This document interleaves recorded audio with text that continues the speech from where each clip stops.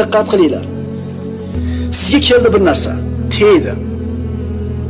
Tegishi yozilgan edi, tegar edi, o'tib ketmas edi. Bir narsa senga tegmay qoldi, o'tib ketdi. Demak, sening qo'lingga tegishligi yozilmagan.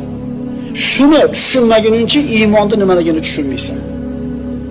Nima bo'lgan bo'lsa, Alloh taqdirda shuni xohlagan uchun bo'ldi deymiz.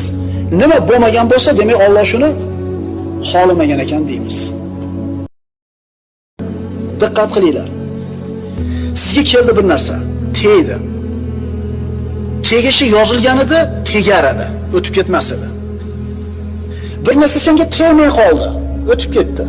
Demak, sening qo'lingga tegishligi yozilmagan. Shuni tushunmaguningcha iymonda nimaligini tushunmaysan. Nima bo'lgan bo'lsa, Alloh taqdirda shuni xohlagan uchun bo'ldi deymiz. Nima bo'lmagan bo'lsa, demak Alloh shuni xohlamagan ekan deymiz.